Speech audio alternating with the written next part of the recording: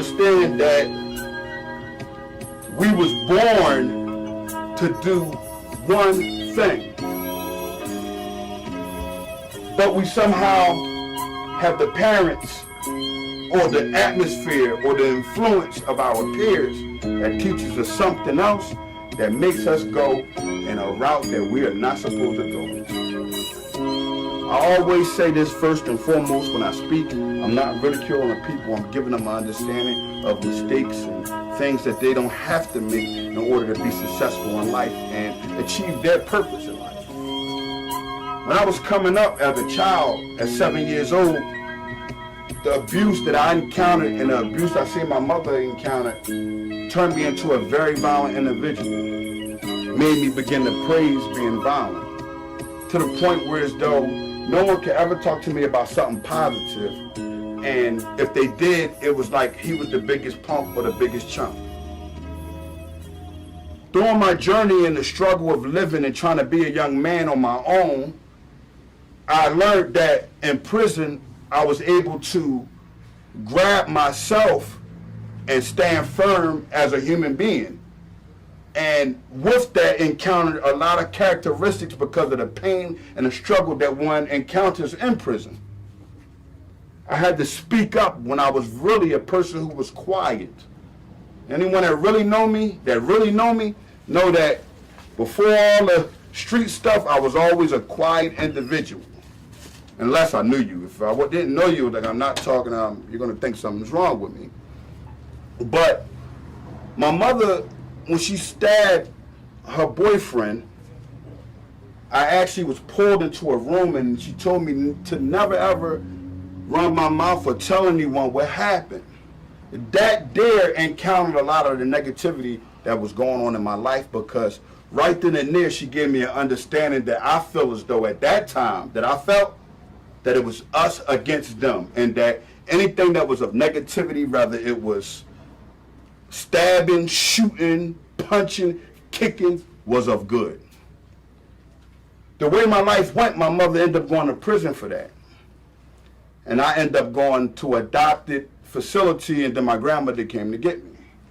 Within that adopted facility, I've seen God two beds down for me get molested, or hurting rather. They're getting pulled out for different things. They're going to homes, coming back. Younger individuals, when I see them coming back to the facility, they've been raped. One guy had another man molest him. I mean, it was just like at a rapid thing. So for my grandmother to get me, it was like, boom, that was the best thing that could ever happen to me. Once she got me, she couldn't really control me. I had one purpose in life, and that was to get away from her and go to the streets at 11 years old and sell drugs. I stood on the corner of Park Avenue and Grange all day and all night. And the money came all day. To the point where as though I didn't leave the spot, I wouldn't leave it. I was one day going home, and one of the drug dealers in my neighborhood pulled me over and he said, "Where you going at?" I said, "I just got word that my grandmother had a heart problem. And, you know, she's being rushed to the hospital. I have to go home." He said, "You need to get back up there on that corner and sell that S." Exactly how he said it. I ignored him and I went home. When I went home, I got my things together and I had a 25 pistol. It was a 25, and you know, everybody had them. They looked like, I don't know what they were. They was trash though. They were like the 380s. They were silver. It was like all metal. It was nothing, you know. But whatever the case may be, I kept it, and I kept a bullet in the top, because once I had ran to someone with a clip, I put it in and gave him his clip back. So I did have one bullet. I went over to Einstein Hospital, and my grandmother was on her deathbed. And she said, "I'm having surgery, baby. I need for you to go with your aunt and live." I said, "Who?" She said, "Your Aunt Audrey." The way I was being treated because of how my grandmother always showed me favoritism, I didn't want to go with her. So when I left there, I went back up on Park Avenue in Grange. While I was walking, I came up with a decision in my mind, and the decision was, the person that told me that I had to go and get out of the, I better get back up there to sell the drugs for my grandmother. My intentions was to somehow get a reputation. I'm not going to sit here and lie. It was all a jokes. It wasn't something that I was saying I wanted to kill this guy. I don't feel as though you should pull a gun on anyone if you're not trying to do the right thing in that type of lifestyle. And when I came up there, I shot him. Make a long story short, and a short story shorter, from that point on, I got a vision of respect and love. I would fight all day to make that honor go up more in what I called honor at that time. Because we're speaking of negativity. We're not speaking of nothing positive. This is not of good. But I began to chase it down to the point where I looked at it like a credit system. The more work I put in, the more respect I'm going to get, and no one will bother me. Not feeling no type of remorse for anyone. Remorse never kicked in. As years went on, I started being an individual that looked for individuals to harm. I set it out. If you disrespected me, I'm going to try my best to harm you. And I would take it to another level, a level that people that I was running with or was around wasn't with. So it made everybody look at me like I was crazy, like something's wrong. Although I had the most intelligence probably. Had a lot of sense. I wasn't a stupid guy. But because, we're going to go back real quick, because of my mother introducing this to me, I thought that this was something I should be doing. The same way a person that has a father that's a lawyer and he's going to school, I had that same energy. And you couldn't tell me that I was going to be a guy that failed. My first shoebox full of money was $1,000. We was getting $25 off $100. They'll give you $125, but it came so fast that you have it all the time. I began to make goals for myself without writing them down. I began to be as negative as possible. And you can never tell me that this negativity wasn't of good, because I had the older gentlemen in my neighborhood who would come and have someone run to me and say, tell Hodge to do this. They counted on me to be what I thought was a soldier, but I was being an idiot, a follower, a sucker. That's not of positivity. I begin to do that more often, whereas do I put different individuals, and I'll never do nothing wrong to him. I'll never do nothing wrong to him. Or I'll never do nothing wrong to him. I'll never keep his money. Only reason why I began to do that is because I felt as though these guys that taught me this done it also before, and they were like my mother. They're telling me to do the right thing. They're giving me a goal, a road to a good purpose. As the years go on, I began to go to prison. When I went to prison at 13, it was sad because you would think I had a mentality of going to prison and scared to death. I don't want to ever do this again. I'm away from that. But during those days and them times, I remember walking in the cell and how I embraced it, how I looked at the dirt all on the ground in the sweatbox and said, this ain't nothing, I can do it. I paced back and forth, back and forth. As I sat there, I could hear the phone ringing outside. And I guess it was the Youth Study Center asking for everyone that's going to Youth Study Center if their family or their mother didn't come. And the man hung up, the cop, and he said, hey, young man, you got a number for us to call, man? We can't reach nobody, man. I said, what do you mean? My mom lived right here on Widener Street, right in back of 35th. What are you talking about? He called her and she picked up. She said, hello? He says, I ain't coming to get him by. I can almost hear her voice, but I couldn't. His face expression told me everything she said. And he looked, the man felt bad for me. He put the phone down and said, we're going to try to reach somebody else. Give us another number. And I never forget the number. I said, call 215-224-0263. I said, that's my grandmother number. I said, when you call her, I know she, you know what I mean? Called her. But by the time they got to her, she was older. By the time they got to her, I was already on the van going to YSC, Youth Study Center. And my chest poked out. Yeah. I wasn't loud and anything like that, but I was, I was ready for this. And when I got there, it was a big yellow gate, and I remember them taking off. And when I walked through the metal detector, and I had a tank top on, I was a real frail, skinny guy. Anybody know me? I'm a real skinny guy. I thought then that I was the biggest and toughest guy in the world, and that I was going to set up my mind frame to if I ever had to deal with this again, that it was going to be easy. It wasn't going to be a struggle or pain, because I didn't really have nobody as far as I was concerned. That morning they called me down to court. Home below, my grandmother was there, but you know, my grandmother don't have custody of me, so that's a problem. She came in there as if she was my mother. She faked it all the way out. It was three of us. It was me, Michael Bullard, Robert Tommen, and it was Rob's cousin. And the judge said, I'm keeping you. To me, before we go anywhere, I'm keeping him. My grandmother passed out and faked a heart attack. It laid on the judge very hard. Well, there was a master, his name was Master Gordon at the time. They put me in the back, and I remember being handcuffed. When I walked through the door, it was a sense of respect. And someone said, hey man, you be up there with Johnny Bird. I looked to him and I thought I was the biggest gangster. This felt so good. It was the best feeling at that time in the world. People said, I would come home, people would, you know, like older people would tell me, like, why do you keep going to jail and doing these things? And, you know, I just would tell them that I'm making a lot of mistakes. I'm not using my brain correctly. I'm not doing it right.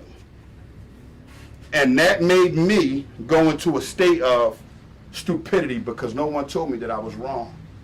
So now the purpose that I had in life began to be something that's destroying my body and my mind. I didn't care, I didn't think. All the way to the point where as though I made a mistake and killed a friend of mine, accidentally. These things that happened in my life was based on me being a follower. Yeah, it may not be the follower of my peers at that time, but I still was following what my mother told me to do. Although she wasn't no more in my life, I also would hear my grandfather telling me these things about how his life was doing, but he was giving me some positivity at the end of that. I still didn't see or hear the positive part of it. And I began to embrace negativity in a more better fashion, to where as though you couldn't tell me I wasn't the biggest guy my way, because everybody knew me from every part of the city, from me going to jail. From me going to prison, everyone knew me, and I thought that that was thorough. I found out in 2004, when I went to Grateford Penitentiary, that I only had a very handful of friends and people that loved me. I began to notice that what my mother told me was a complete lie. Yes, I'm not supposed to give up no type of information that I was involved in with another individual. If I get caught up, I got to deal with that. I'm not supposed to. I understand that. But the way she gave it to me and put me in a mindset that you have to embrace negativity. Instead of her telling me what I just done was wrong, he was abusive to me and I had to move on, and this is what mommy ended up doing. You can miss a whole lot, and you can actually ruin a whole nation of people by not giving them some understanding and true guidance of doing the right thing. Do y'all understand where I'm coming from? I'm going to give it to y'all in a more understanding manner then. You cannot introduce negativity to people and call it positivity. It don't go together. It's almost like two magnets. It's going to do what? Push away. But because my mindset was to always do this and be of negativity, I embraced it. I began to love it. And it put me in a position where as though I was in a cell, 100 penitentiary, by myself. 2 weeks later, you know what happened? I was given a form saying that I should be going home. My time was up. Once that happened, it took me for a limb because I thought it was over with. And everything that I had said that I was going to do, I knew in the back of my mind, I ain't doing that, S. I got a whole different goal to what I'm going to do. Now, let's bring it. Oh, Lord, forgive me. But I gotta make a buck. I gotta turn $1. And I can remember me and my celly talking. And I remember him telling him everything about my mom, but I'm diddy bopping with it like it's the coolest and thoroughest thing in the world. That guard came to my cell and he put the mail there. And I began to get more cocky. I began to be the guy. Who is this bullhead? Because other than that, it was get out of my way and let me pray because I need to become this better person. And when he dropped that mail on that cell, right there in the bar, I never forget it, I was on DA. There's no windows on the other side. And the cells is trifling, it's muggy in there. And I began to be okay in that type of atmosphere. And when I grabbed that mail, I had about 10 letters, and I said, yeah, man, this ain't nothing to me. And my son looked at me and said, man, let me read them with you. You know, if you're a real live guy and you have the type of care about people, you're not going to use your mail to taunt people. You're going to use your mail to your brothers, and y'all going to joke and laugh about what y'all just received. Because it becomes y'all. If I don't get no mail, you got it, we got mail. It helps my day go faster. And I saw a letter. I didn't dig it. I said, damn, I never had an issue with none of my children's mother taking me to child support. Never had that type of nonsense. So when it said 6 and Market, I said, damn, one of them taking me to child. Ain't that something? I said, oh man, gotta get back out there. I said, I'll tell him, I'll be right back though, baby, watch. Watch how, when I get my turn. So I opened that letter, pulled that mail out, and I said, I'm gonna get back to this shit, man. You wanna hear about these chicks? He looked at me and said, yeah, come on, let's go. Opened it up, picture shots of everything, man. You know, we're doing what we men do in jail. That last letter, I kind of waited too long. Because when I opened it and read it, it hit me it hit me harder than anything could ever hit me. It was a letter from the government telling me they were indicting me on gun and drug charges. My mind shut down. My cousin just got 20 years. My other cousin had just got 20 years. My one cousin got 20 years for a pistol, 924E, armed career criminal, and my other cousin got 20 years for 2 ounces of hard cocaine. When I tell y'all, all I could think about was the 20. I sat down and I said, damn. Here's where your strength coming at. There was never a question of what to do. It was, how do I fight back? But it was also that little thing in the back of my mind saying, you're fighting back to something you're guilty to too. So how will this fight go? I came out, I didn't denounce Islam, but people in the jail begin to see me. He's not quiet no more. He's ready to be violent. He's always for the BS. If there's a war about to go on, it's, what's up, let's go. So what you call them type of people in life is something people don't ever want to be. And we all know that, some way, somehow. And that's called a hypocrite. I begin to miss my prayers. I began to stop speaking to the brothers. Well, they was saying, all right, whatever. You know, I kept it pushing. Because what was going on with me, I didn't understand. I thought I was unbeatable. I called my grandmother that morning and she was sick. And I said, Grandma, I got indicted. She said, what? The hell are you talking about? I said, they indicted me. I'm going to get 20 years. She said, stop that. I told you that a long time ago. You cried in CFCF in that damn visiting room, and I told you to shut up and straighten the hell up.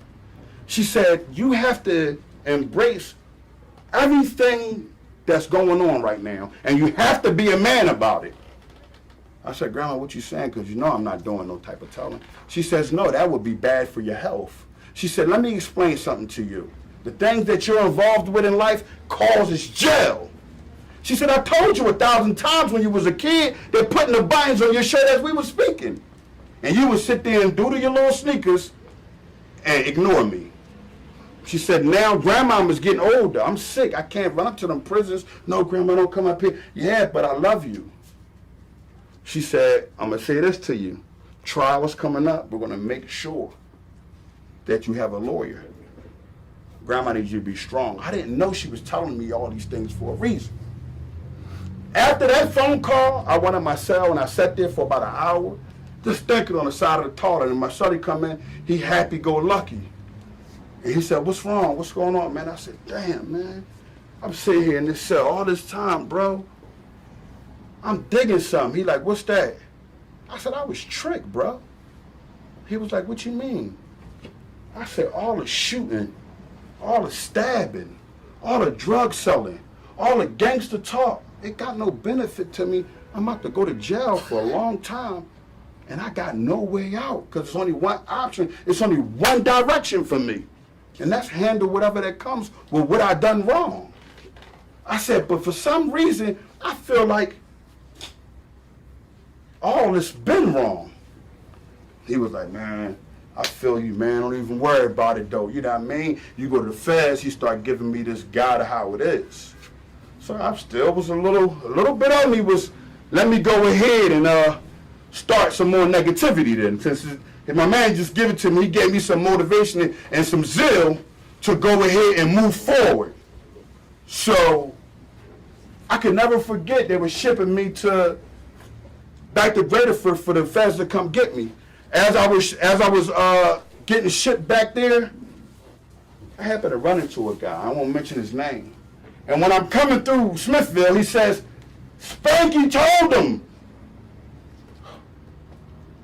I don't know what the hell he's talking about. I've never done nothing with Spanky.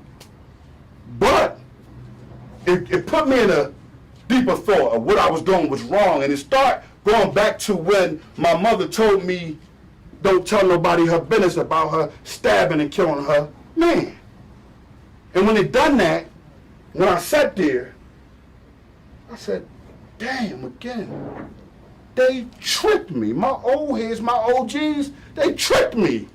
I'm being set to go to jail the rest of my life. You couldn't tell me it wasn't at least 20.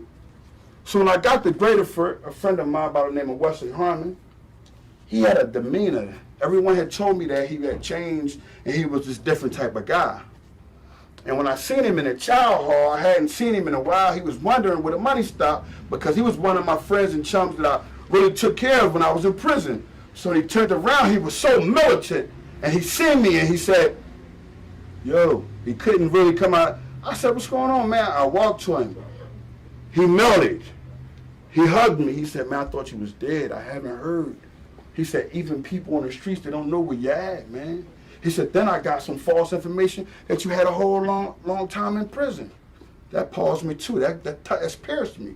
The people that I thought that was with me are counting me out and saying that I got a whole butt full of time. So within that time frame of me being back at Graterford Penitentiary and waiting for the feds to come get me, I had a lot going on. And one of the things was going on was I was able to get high down there. Yeah, I was able to get stoned.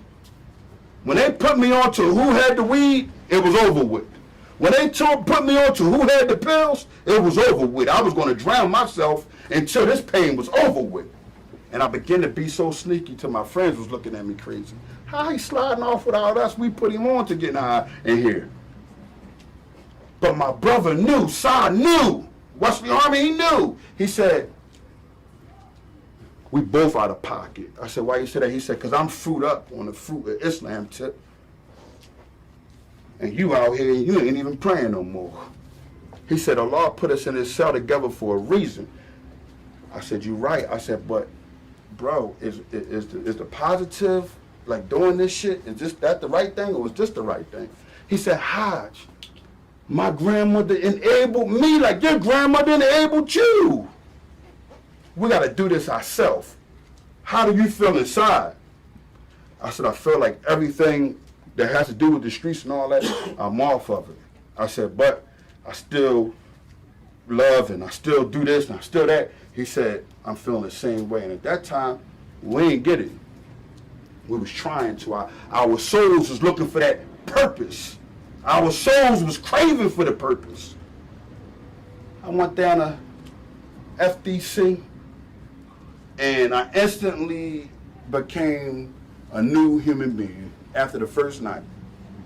I saw individuals going outside and going across the street at nighttime, telling on some of their closest friends. Some of them doing it to their mothers.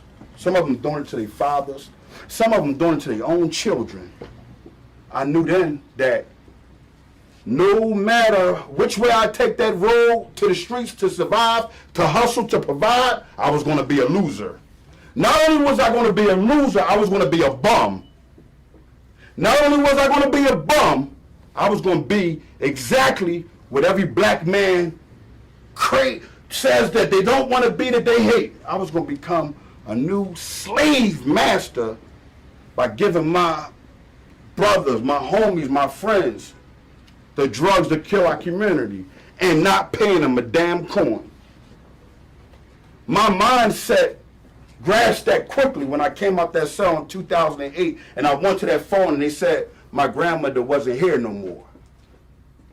The next week my other grandmother died. The next week my first aunt, she died, that was writing the calling all the time. And right after that, my uncle died. After that, my grandfather got sick and was rushed to the hospital. We're talking in a month time. I had to embrace all these things coming from each and every angle.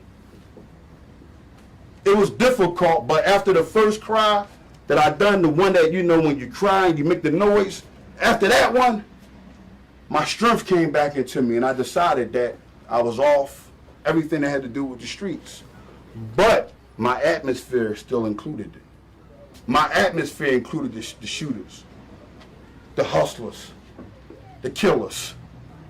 And that's when it goes wrong. You cannot mix negativity with positivity. How can you do it? It's not going to click. You're never going to have an understanding. So for many years, even though I wanted to change, I wasn't confessing it out loud. I was kind of nervous. When I say nervous, like not in a scary way, but nervous that people may look at me like, man, what's up with him? Nervous feeling like my clout, my work that I put in, all disappears. So after years of keep going on, I came home. And when I came home with the mentality of having no purpose. My goal was I had a bunch of clothes and sneaks and I was the guy and I couldn't walk down the street without a girl pulling me over. It was the best feeling in the world.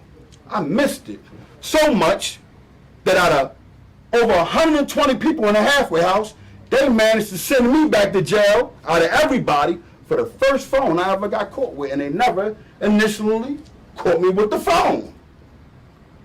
But when you sit and you think about all these things, what you got to say and you got to realize and you got to know what's going on. My purpose begin to come to the forefront. And you know what my purpose was?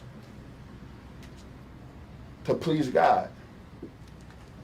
Hardest struggle any man can ever go through is trying to be upright in front of God.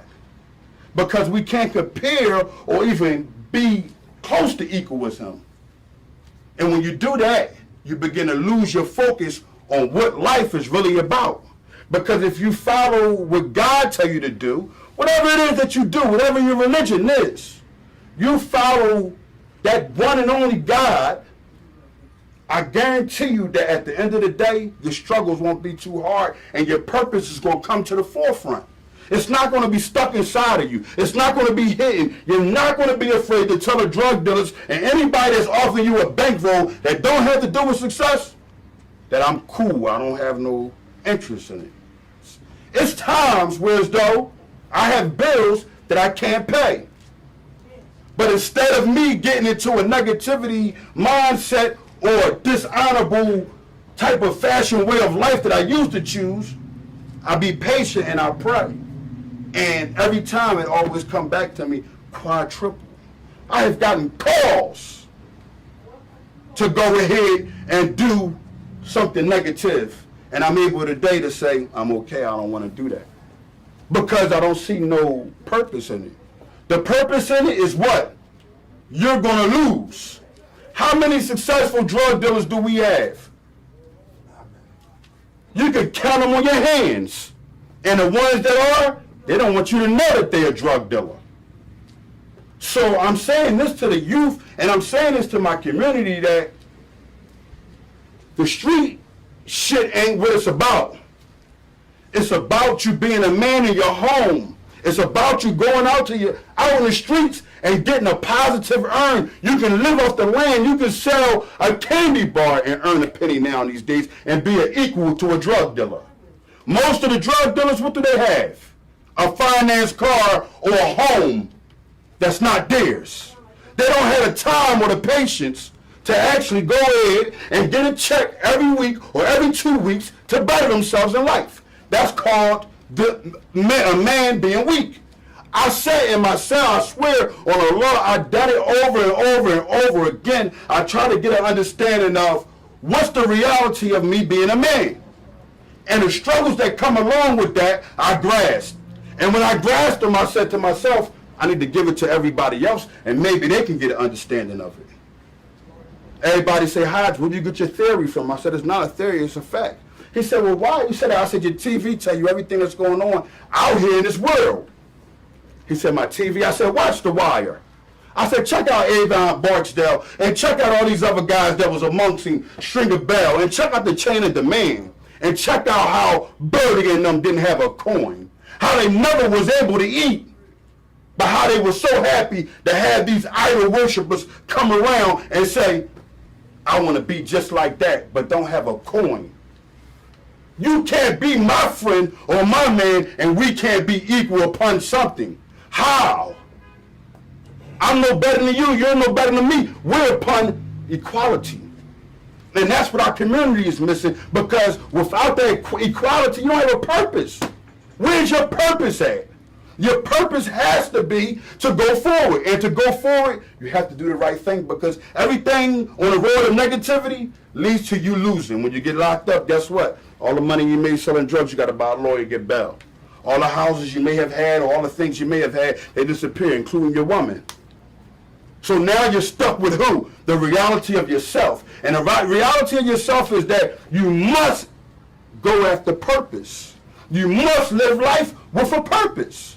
I gave you a history, and I kind of went there, here, there, and there in the same fashion, just to give you an understanding that what?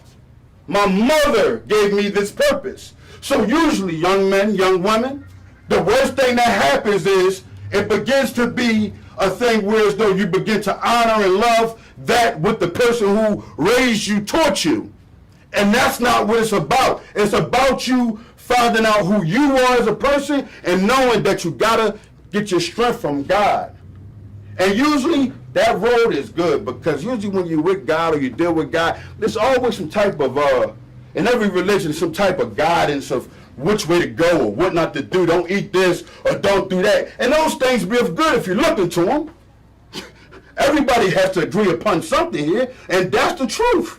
That every God-fearing religion that has some type of truth, it has some type of guide or some type of direction for you to do the right thing. But somehow we go against it because we're afraid to embrace the truth. We're afraid to embrace our love. We're afraid to embrace the respect amongst the people.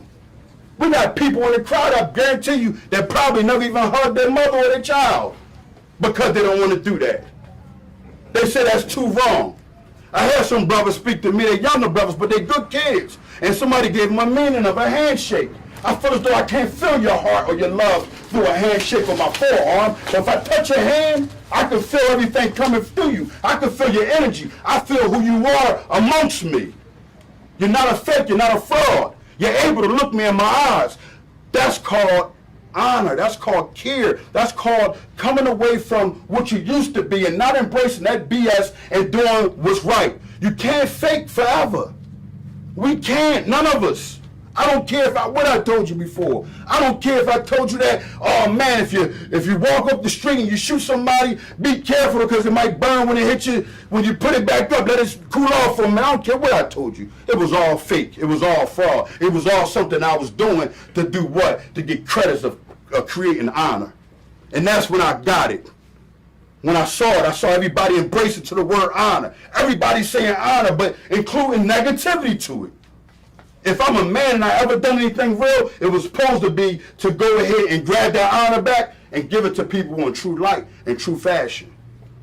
You're not honorable if you're selling drugs. You're not honorable if you're shooting people. You're not honorable if you don't care about your brother or your sister, or you let a child see them do something in the streets and you don't try to respectfully calm it down. There's no honor in that. You have to have a purpose. And now I begin to live life in a purpose, with a purpose. Instead of me speaking all the negative that I was speaking of to get you here, to get you understanding what I meant by living life with a purpose, I'm going to say now that I'm able to live life without having a purpose of wanting to be down with anyone. any person, because I know that the strength is weak. Anybody that introduces negativity doesn't have strength. I was weak for all them years. So many men are scared to say that. So many men are scared to give the people who they really are. And that's why we have so many women that don't have the fathers around with their children. Because nowadays, what's going on in 2017, amongst our community, we get a girl pregnant and we end up not being with them. Soon as you get people scared to have babies because they like, soon as I have that damn baby, me and her ain't gonna be together. Or me and them ain't gonna be together. Because of our purpose. You don't have a purpose. We don't even have purpose in our community to take care of our children, man. How the hell we got these women running around here taking care of these children and they working 9 to 5s and we might be working a 9 to 5 and doing something on the side and don't even want to take care of your own kids? We talking struggle, but you're able to go get a job. I'm tired of hearing people speak on things that happened 1,400 years ago. Yes, recognize, embrace, and make yourself stronger so you can be of those type of people. Because they've been through it. They made it through. We didn't. Our strength is beyond weak. Now it's time for us to gather it back and each one teach one. I like how that go. Because if I teach you and you teach me, guess what? If it's good, it's going to work. If it's negative, guess what's going to happen? We're all going to be at court together. And that's the logic of it. That's the understanding of it. You'd rather not, I'd rather be on a member at a college somewhere or at a banquet hall somewhere, even with some damn plaques that you had, instead of all the 4 of us or all 10 of us being lined up with the federal government looking directly in our face and got the upper hand on us. It's not no one else's fault for that. We brought that upon ourselves. So, with finished speaking, I want to give the people understanding that